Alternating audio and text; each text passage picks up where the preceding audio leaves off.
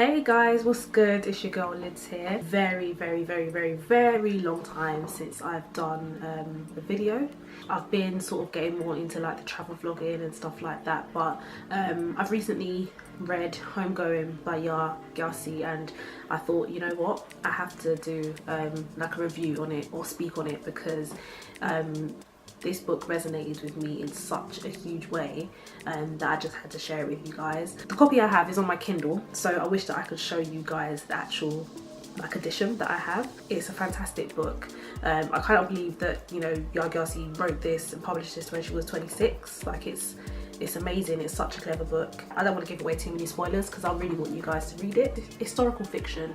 It looks at the slave trade and looks at it from so many different perspectives, so it really sort of delves into West Africa's role in the slave trade. The story centres or begins with two half-sisters. The differing circumstances that they have means that, you know, their lives have changed forever. So one of them is gets married or is married off to a white British slave trader, and the other is sold into slavery. The book is basically made up of stories of the descendants of Efia and Essie. Those are the two girls.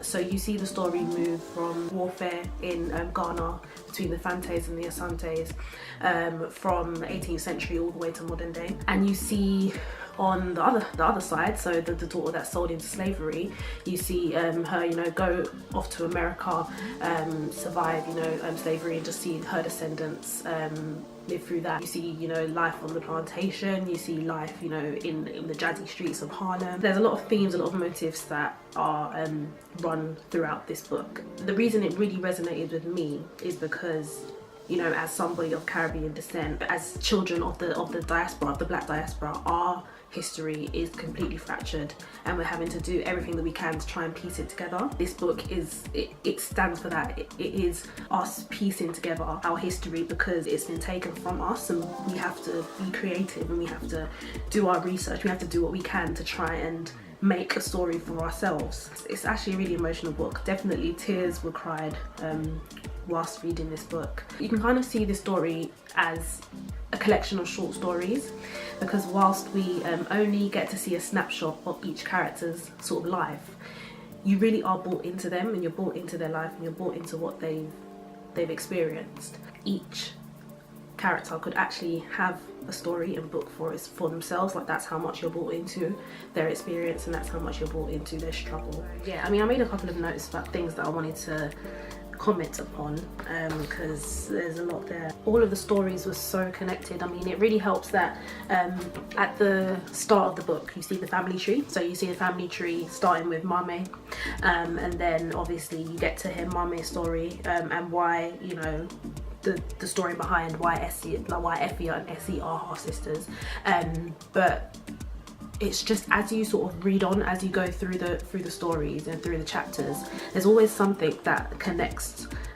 you to, or allows you to remember, you know, the descendant that they have come from. Everything is just so cleverly connected. There's a lot of hype around this book.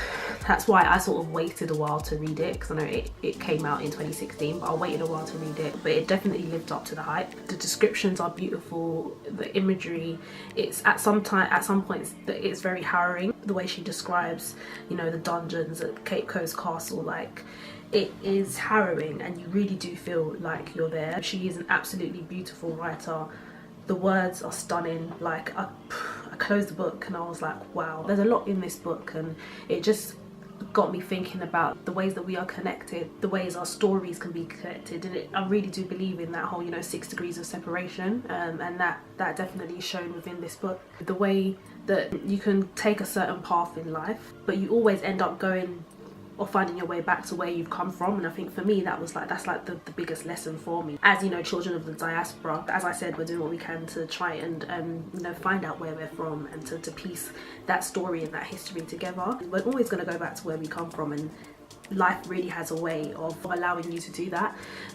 So for me, that's really what I took away from this book. In the final chapters of the book, where you meet Marcus and Marjorie, and obviously they are, you know, long descendants of Effia and Essie, with Effia being one of their great grandmothers and Essie being the other's great grandmother, and they cross paths and they meet and they become great friends. It just really represents, I think, how we as black people feel. It's the struggle, it's the pain of you know, our history and what we have to do, or what we're having to do to try and piece it together. This book was the little part that has made me think like, wow, I really need to visit West Africa. I really want to visit Ghana. My parents have been, and like it was life-changing for them, and for me, after reading this book, I'm like, you know what, I actually need to go, because in order to understand yourself, you need to understand where you've come from. And whilst I can go as far back as the Caribbean, and I'm very proud of my, you know, Caribbean and Jamaican heritage, it goes back further than that. Another thing that this book allowed me to think about was, you know, just the importance of culture. The fact that one of the sisters was sold into slavery meant that she lost her culture. Whilst, you know, there's definitely struggles for each family, you can just see the way, you know, those that had been sold into the West, they were never able to kind of get their lives together. I see the likeliness and I see the likelihood with, you know, family members that I have or friends that I have, and just the struggle that they have, because slavery and slave trade has disenfranchised us as a people. I don't really know, you know, what happened, you know, when our people were sold into slavery, what happened in West Africa at that time, you know, what was happening to families then. So it was great to have a little bit of a snapshot of what it would have been like. There's so many layers to this book. You know, I think religion also played a huge part in this book as well, and particularly on the American side of the story, I definitely saw similarities there. The importance that we put on religion. You can forget about everything that's happening or ignore everything that's happening, but as long as you have God, or you're praying and you're going to church, then that's like a plaster or a band-aid for what's happening, and that was explored in the book as well. It's been a long time since I've read like a good life-changing book, and I definitely would recommend it for anyone that's wanting like a good read, wanting you know, a story that they can learn from as well, that can fill in a few gaps. Then I would absolutely recommend Homegoing by Yaa Gyasi. This little chat was kind of a bit chopped up, but I'm still actually trying to process the book myself. I finished it a few days ago. This is basically like word vomit pretty much, but it's just, you know, some of my thoughts basically as and when they come. This year I want to read a lot more. I'm trying to fill my space with reading and books instead of stupid TV shows basically. I already know the book that I want to read next. Well, it's between two books. There's Hold Tight